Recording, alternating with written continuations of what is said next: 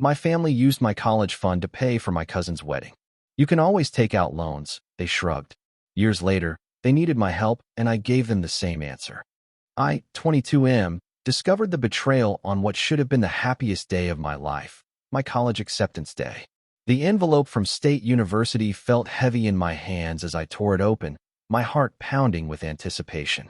For years of maintaining a 3.8 GPA, countless hours of volunteer work, and sleepless nights studying for the SATs had led to this moment.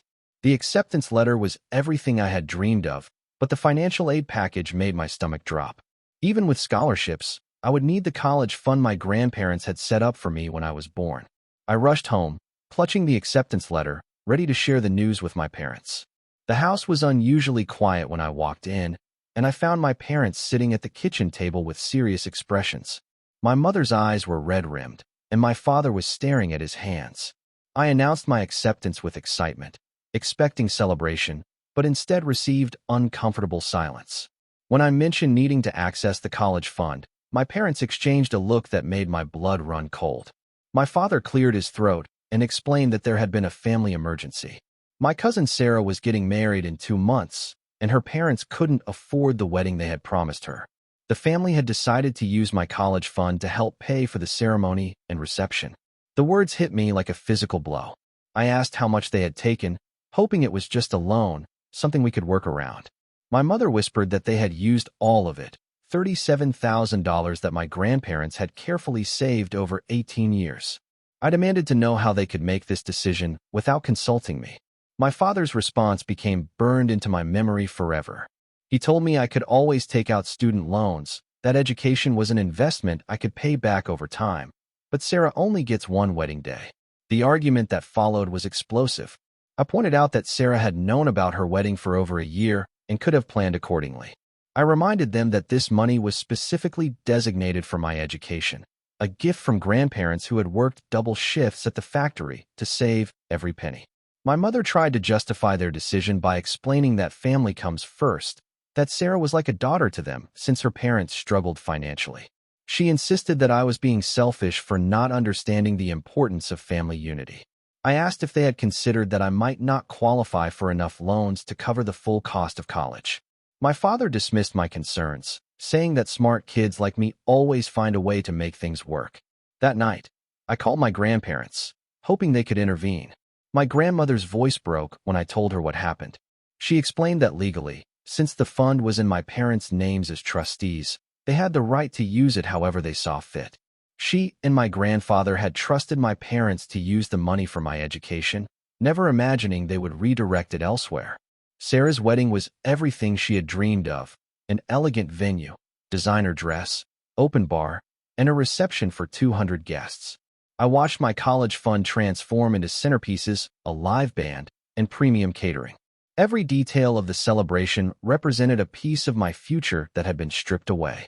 During the reception, relatives kept telling me how beautiful the wedding was and how generous my family had been to make it possible. Sarah herself thanked me for my sacrifice, saying she knew I understood that family always comes first. Her words felt like salt in an open wound. I spent the following months desperately applying for additional scholarships and grants, but the deadlines had passed for most programs. The financial aid office at State University was sympathetic, but explained that their budget for the year was already allocated. I could attend with the partial aid I had received, but I would need to take out significant loans to cover the remaining costs. My parents encouraged me to accept the debt, reminding me that most students graduate with loans anyway. They seemed genuinely confused by my continued anger, treating the situation as if it were a minor inconvenience rather than a fundamental betrayal of trust. I made the painful decision to defer my admission for a year, hoping to save money and reapply for better financial aid. I took a job at a local warehouse, working 40-hour weeks while watching my high school classmates head off to college. The year of manual labor was humbling and motivating in equal measure. I saved every penny possible while watching my parents continue their comfortable lifestyle, seemingly unaffected by the chaos they had created in my life. They occasionally asked about my college plans, but always with the assumption that I would simply figure things out on my own. When I finally started college the following year, I was carrying nearly $40,000 in student loan debt. I worked part-time throughout my studies, often choosing between buying textbooks and eating regular meals. While my classmates enjoyed typical college experiences, I was calculating the cost of every decision against my mounting debt.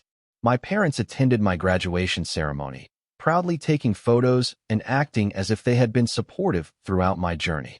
When relatives congratulated them on raising such a successful son, they accepted the praise without acknowledging the obstacles they had created.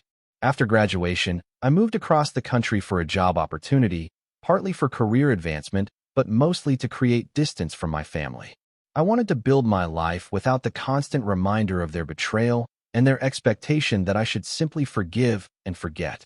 I threw myself into my career with the intensity of someone who had learned that security could only come from personal achievement.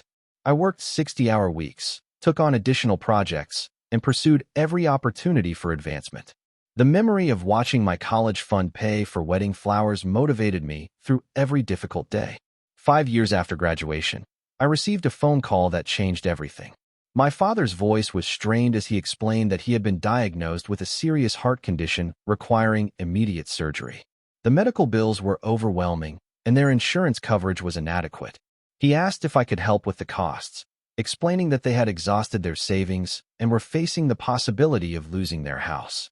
The surgery alone would cost $60,000, and the ongoing treatment would require additional funds. I listened to his explanation with growing amazement at the irony of the situation. The man who had told me that I could always take out loans was now asking me for financial assistance that he couldn't obtain through traditional lending. When he finished explaining their dire situation, I delivered the response that I had been unconsciously preparing for years.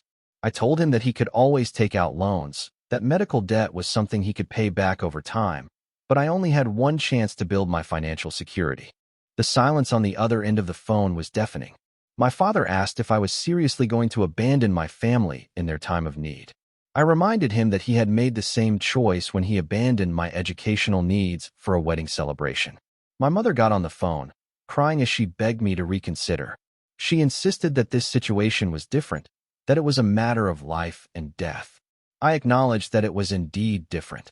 Their crisis was the result of circumstances beyond their control, while my crisis had been the result of their deliberate choice. Word of my refusal spread quickly through the extended family.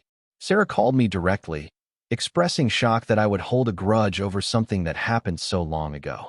She reminded me that her wedding had been a beautiful celebration that brought the whole family together. I asked Sarah if she would be willing to return the money now that my parents needed it for medical expenses. She explained that she and her husband had used the money years ago and couldn't possibly repay it now. She suggested that I was being vindictive and that my parents' current crisis should take priority over old grievances. Other relatives reached out with similar messages, painting me as the selfish family member who had abandoned his parents in their darkest hour. They conveniently forgot the details of how my college fund had been redirected, focusing instead on the current emergency. My grandmother called with a different perspective. She told me that while she understood my anger, she was worried about my father's health and hoped I would find it in my heart to help. She also mentioned that she and my grandfather had always regretted not fighting harder to protect my college fund. I explained to my grandmother that this wasn't about revenge or holding grudges. It was about the principle that actions have consequences and that my parents needed to understand the impact of their previous decision. I had learned to solve my financial problems independently, and now they needed to do the same. My parents ultimately found a way to manage the medical crisis through a combination of payment plans, assistance programs, and help from other family members. My father's surgery was successful, and his recovery progressed well despite the financial stress. However, our relationship never recovered from the dual betrayals, their original decision to use my college fund and my refusal to help during their crisis. Family gatherings became awkward affairs where we maintained polite conversation while avoiding any discussion of deeper issues. Sarah's marriage ended in divorce 3 years later, making the expensive wedding seem even more wasteful in retrospect. She never acknowledged the irony that my college education, which they had deemed less important than her wedding day, had provided me with the financial stability they now envied. Update 1. 2 years after my father's recovery, I received an unexpected call from my aunt, Sarah's mother. She was calling to apologize for something that had been weighing on her conscience since the wedding. She revealed that Sarah's wedding hadn't been the financial emergency my parents had described. Sarah and her fiancé had originally planned a modest ceremony within their budget, but when they learned about my college fund, they had convinced my parents to upgrade to a much more expensive celebration. My aunt explained that Sarah had specifically requested the live band, premium catering, and designer dress after learning that additional money was available. The wedding had grown from a $15,000 celebration to a $37,000 extravaganza specifically because they knew my college fund could cover the difference.